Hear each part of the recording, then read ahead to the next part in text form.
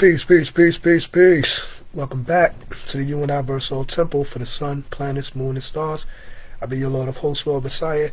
And today we're going into a build I did at the Universal Parliament on February.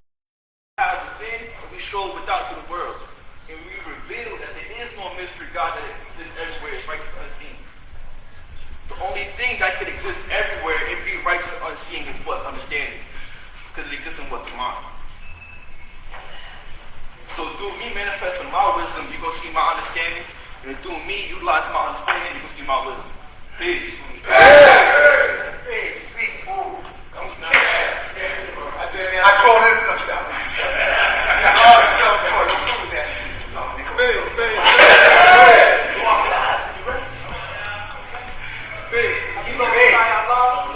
Today's mathematics being wisdom, understanding, all being more than power. Today's alphabet being wisdom. So today I wanted to manifest or apply my knowledge in the aspect of speaking on international law, right? If anybody see my Facebook page or my YouTube page, I've posted a lot of different, summations of the documentation that I'm working on. So for example, a nation is a group of people that come together under one plane of thought. And a state is the administrative body that that nation governs itself by. So as we say, one word can change a nation. I come with the aspect of a lost 5% nation. A lost 5% nation state. We are a lost 5% nation. That's right. Adding the word state will allow us to have an administrative body that we govern ourselves by. And that administrative body, I've been putting the information out there because I wanted people to add on to the things that I've been working on, because it's a collective. It's a collective work. And I've seen many times in this nation that things that we are to work on collectively, we've been taught to individualize. So for example, if a God or earth has a plan that they want to manifest, a lot of times they're told, yeah, God, you got to do that, man. Just go do that. As if they got to do it by themselves. Right, teach God. What's the point of having a nation collectively if everything you have to do individually? Right. Right. You know what I mean? So therefore, we have to come together. And we say that too often. I try to find a different way to say it. You know what I'm saying? But we say that too often. We got to come together. We together right now. Right? And the thing is that now, let me not call this building. Let's get to the objective. So, what I've developed is a lot of entities that will help our nation expand as a nation state. So, for example, pursuant to the Montevideo Convention on the Rights and Duties of States, if we go to court, when I go back to Washington State, that I'm building on, I would want y'all to research on these things, study up on it, because according to our moral history, right, it said in 1971, the gods of earth came alive as a nation, and they started to send representatives to the United Nations to attend international affairs. And I said, yo, what happened to that? Why did we stop doing that as a nation? I was dealing with the God yesterday. He told me that the God Hashim, something that happened to him, and he had went back to the essence. But he was the God that was attending meetings, or one of the gods that was attending meetings at the United Nations and speaking on those kind of issues. So I say, we as a nation, we have to, if one person has information on a particular topic that maybe not a lot of us are in tune with, then we have to all come together and look into what it is that God on earth is studying, so that we can be like, okay, well, I know about that too, and I can add on to this aspect. I know about this, and I can add on to this aspect, and it has to be a collective, because if something happens to that one person, then that person and all the information goes away. But meanwhile, they had a lot of people around them that could have collectively got the information as well. So, once again, I'm going to refer y'all to Masiah the Lord on Facebook. And y'all can get a lot of information on there. And Lord Masiah on YouTube as well. And I did videos as well breaking down the different entities and how the entities work. So I'm going to run down a list of the different entities. nationhood, nationality, and race for Allah's five nation state. That document is developed pursuant to the Montevideo Convention on the Rights and Duties of States. This was a convention that took place in 1933 in Uruguay, where 16 nations came together, the United States of America being one of them. They came together, and most of the other nations are Brazil, Chile, Nicaragua, Panama, melanated peoples in South and Central and North America. So it's not like white people. People think like, oh, it's special, oh, it's Caucasians. No, it's melanated peoples. So the nation of God's and earth, we got to also put ourselves in that international forum. You know what I mean? Because then we can control the world politics, as we say in our what we teach and what we will achieve. We say that peace shall be the ultimate goal, and we shall have control of our communities on a community aspect and a world aspect. You know what I mean? So we also in this convention is where they came together, agreed to these provisions, and put into place international laws that they all agree on. So we have the universal constitution for Allah's five nation state, under agreement with our divine officers. The divine officers are the ones who will function in the different positions for this constitution to be in association with Allah's school in Mecca.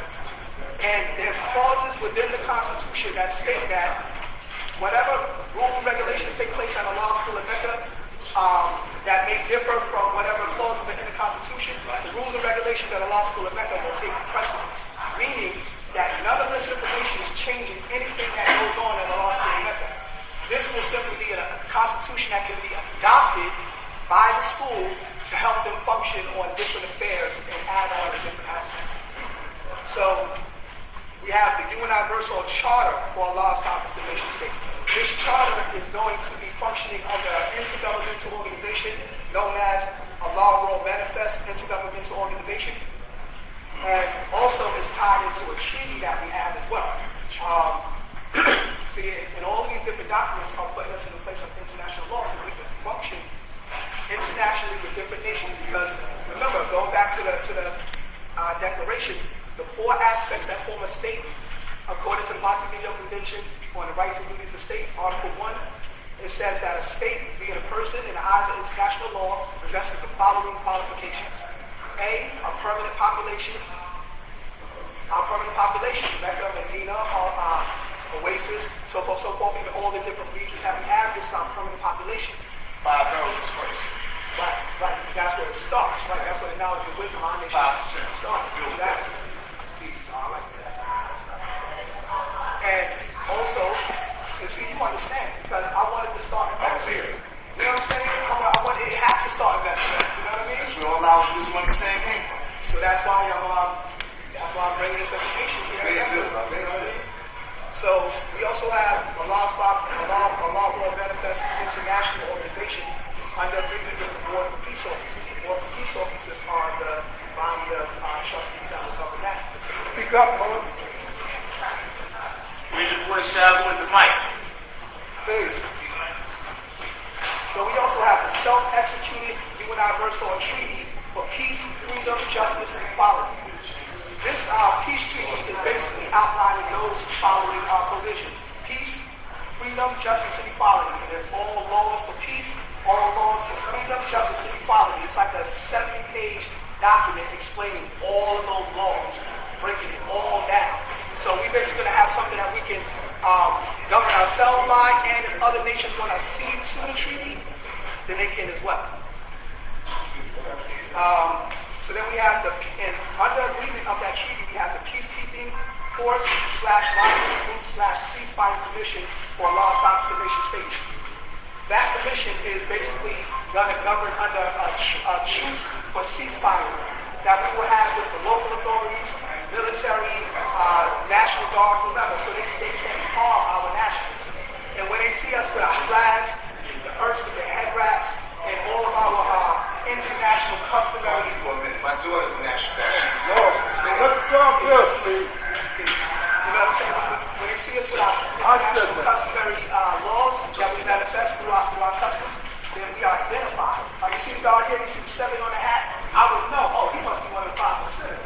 That's one of their customs. You know what I'm saying? So he's able to be identified under international customary laws. You know what I'm saying?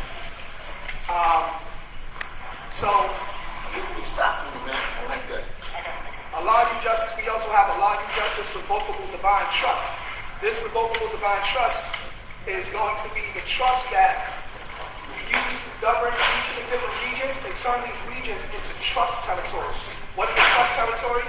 A trust territory is a territory that is governed by an administrative board to help uplift the social, economic, political, educational development of the people in that area. So all the different regions that we have, we will govern them in that manner so that therefore we can start the process of decolonization. And when you go into the United Nations Charter of 1945, it speaks about decolonization. 180 nations since 1945 have decolonized themselves. Anybody got a water? Mouth is kind of parched. Anybody got a water? So we're starting that process of decolonization through these different trust territories. So by governing these trust territories, through the acquiescence of the people conforming to the administration, this is how we start to decolonize these areas. And then put them under the laws of all of our different administrative documents, which means we will be governing these territories internationally. So we also have a lot of justice estates, divine trust territories. The trust territories, like I just explained, are the different regions governed under trust. Board for divine trustee. Board for divine trusteeship. This one is this is the one here. So under agreement with the Universal Family Divine Trust, if you watch the last month Parliament, Medina Parliament, I did a breakdown of the Universal Family Divine Trust, breaking down how the father being the divine captain, he was teaching the divine lieutenants, which were the non-born, and they went out and started these trust territories. And peep this, little did we know that we were presumptively inheriting our pre-independence boundaries, which is the definition of what's called uti possidetis jurisdiction. This is a Latin term which means the preserving of boundaries emerging as states, of requiring them to presumptively inherit their pre-independence boundaries. That means that the lands that we turn into trust territories, by us governing these trust territories for the administration, we eventually start to decolonize them, and they become our decolonized lands. Because you got what's called state land and non-state land. So now, the Board for Divine Trusteeship, we got 7 members to run that board. And that board is basically going to be the board that helps to govern the trust territories. They're going to be out there on the ground, taking surveys from the people, seeing what they need, attending to the needs and wants of the people. Right? And then we have the International Board for Divine Trusteeship. This is where the head of state of each administrative board for divine trusteeship from the 7 or elected or selected regions within the divine trust territories who are responsible for fostering the political, social, economic, educational, and cultural growth and development of all human families within these defined borders of each region. They will come together and have a meeting. This meeting is going to be the international convention for the Board for Divine Trusteeship. When we have this meeting, the same way they did in the Montevideo Convention on the Rights of Indians and States, we will come together and put our own international laws into place. And I'm breaking this down to show y'all that this is how we actually get it done. You know what I'm saying? Following the protocol of international law. And there's what's called self-determination. Nobody is stopping us from doing anything for ourselves. Ain't no white man stopping us. Ain't no government stopping us. Ain't no devil. It's us. Only we can stop us from doing what we need to do. Period. It's called self-determination. And I'm going to finish up this empathy, y'all. You don't hold that too long. I'm going to finish this empathy. Hey, somebody's building. Peace. So we have the self-executing. Okay, so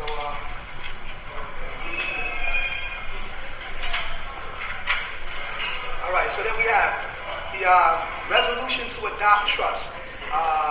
Allow you justice to state for both of the divine trust. So the resolution is basically a document where you, it's a resolution stating that we adopt this trust, we will function under this trust and so forth. It's one of the protocols you got to do in trust law. The declaration for trust is simply a declaration of the trust. It's a celebration of the trust. Who are the trustees, beneficiaries of the trust.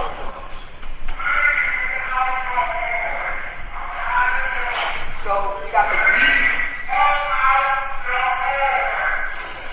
We got the deed for trust for Allah and justice estates for vocal and divine trust, under agreement with the Board for Peace Officers. That is the governing body that will function in trust.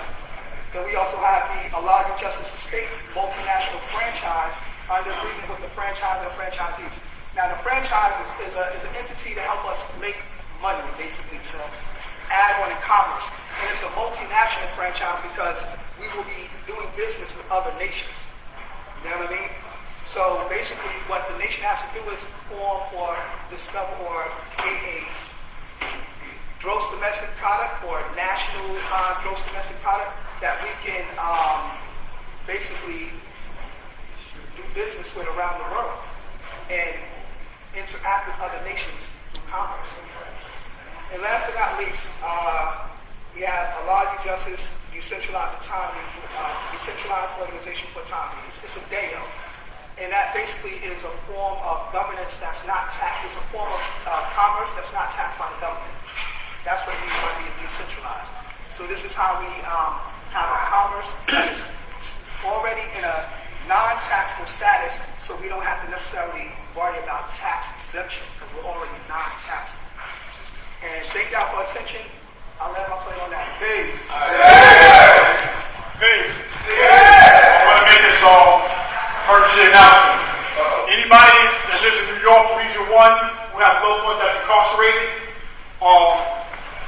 they are on lockdown, and National Guard's now running the prisons because the officers walked out. So if you're not in New York, National Guard is now running the New York State Prison in New York. So if you're not hearing from your loved ones, that's the reason why there's no visitation or nothing. So as we get more information, I'll try to make knowledge more, being that the Office of Culture Management tries to stay on top of what takes place in the institutions across the United States. Peace. Hey. Peace. Yeah, see, even more so, the reason why we need this nation state to get up off the ground and start functioning, because basically we have to be able to control the politics for our nation. Otherwise, we're going to be subject as being so-called citizens under another nation's jurisdiction. You know what I mean? When I just explained how we all have the right to self-determination.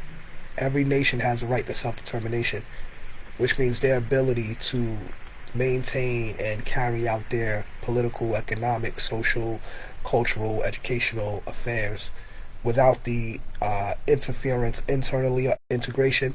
And then we also got Resolution 2625, which speaks how a territory can also achieve self-governance through D, any freely determined political activity, or basically you have to freely determine your political existence, and by any means that you see fit, as a nation.